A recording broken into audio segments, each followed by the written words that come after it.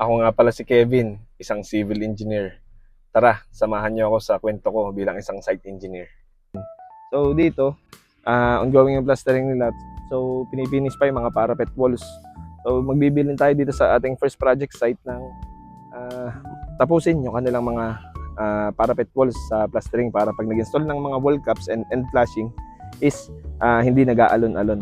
So mamaya ikot pa tayo sa iba nating project para i-check uli yung kanilang activities. Ayan.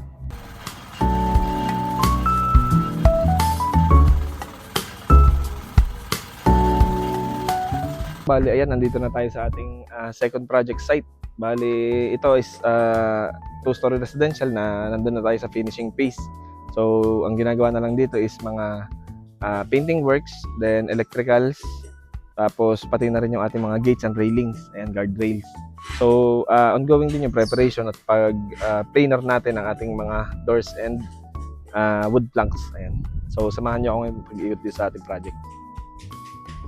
Ayan, so kakatapos lang ng ating installation ng frame ng ating canopy dito sa ground floor, dito sa facade natin.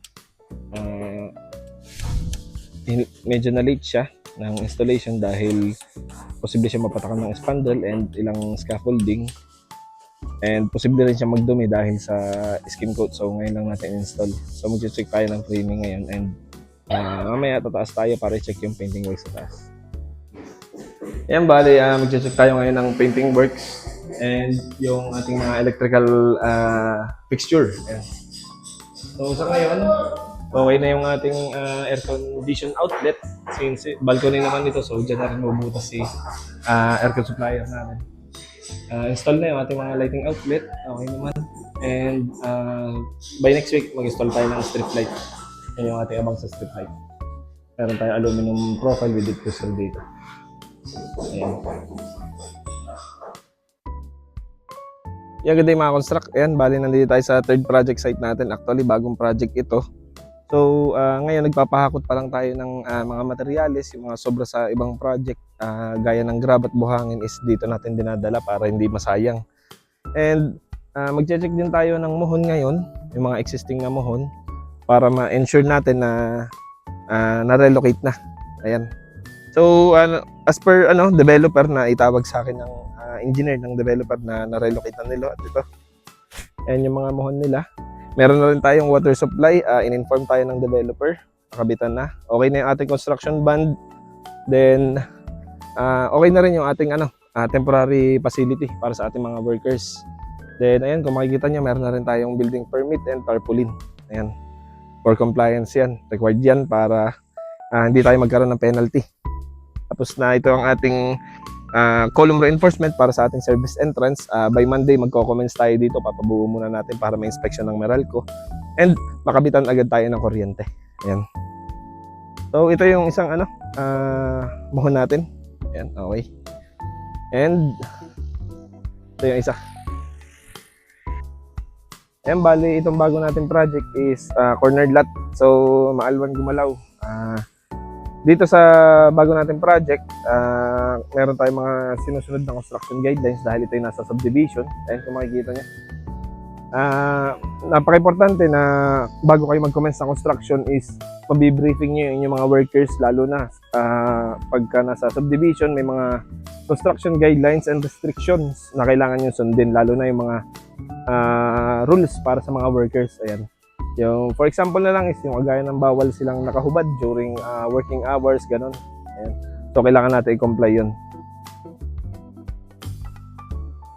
Yung good day mga construct. Ayan, bali nasa fourth project site tayo ngayon at medyo maulan. Kung kailan tayo naghahabol ng finishing, tsaka naman hindi nakisama ang panahon. So, sa ngayon, nakapag-clearing na tayo.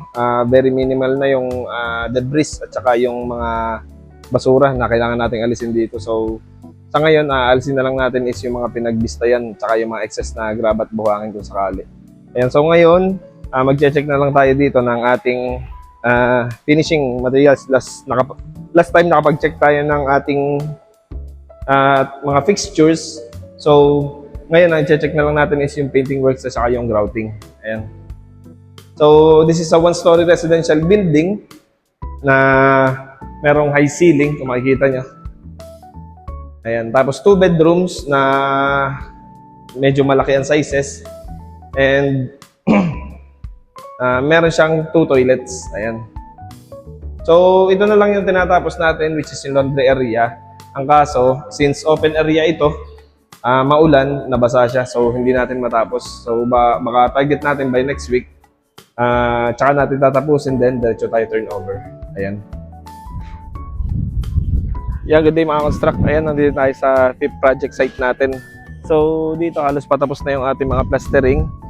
Tinatapos na lang natin dito is yung mga wall openings. Ayan. So, ongoing din installation ng ating spandrel ceiling. At magche-check tayo ngayon. Ayan, tara, samahan niyo ako.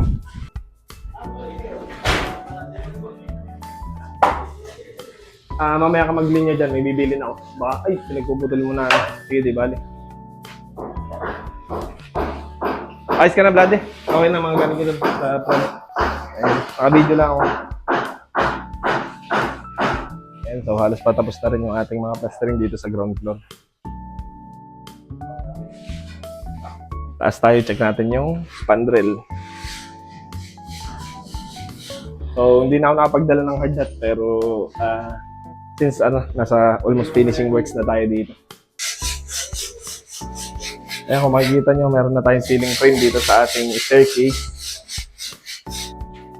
Ayan, bali kung makikita nyo, nakapag-install na tayo dito ng ceiling panel. So, check na lang natin is yung spandrel. So, ayan, nandito tayo ngayon sa balcony. Medyo tanaw pa natin yung ating spandrel ceiling. Napakaganda. So, check natin kung tumama ba tayo sa estimates natin. Nag-consider lang tayo ng leewage na 5%. So, titingnan natin kung pumasok. Yan ang ground floor ng lighting layout. Ito isa. Oh. Bali sa ako po ito. Oh. Ano na? Sa ako po itong squat naka dito. Hanggang dito lang tantabol natin. Kunin mo yung reflected ceiling plan. Yung isang plano. Yun na nga yun. Digat, yun yung poste. Ito po. Ayan o, palatandaan. Ito po. Ito Sasakop yun. natin ito. Oo, sakop yan hanggang dito. Itong Oh, yan, drop dito. Tapos dun, tapos dito. Eh, kaso lang po, yung sinasabi nyo kanina na kung maaari, tataas tayo sa bigan, hindi na tayo makakataas. Hindi naman tayo tataas ng biga. I-flash mo yung PVC ceiling sa biga. Halos kapantay lang siya. Oo. Tapos yung drop natin, magdadrop ka ng 5. 5 o 6. Kasako pala ito. Tapos ito na lang po ako maghaharang. Bababa po tataas pa ng uli dito eh. Oo. Tatambol ka dito eh. Tatambol talaga yun. Lulutang yan dito. Par.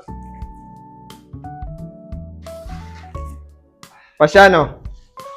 Nakakaltas na yan. I-dali mo na lang yung listahan.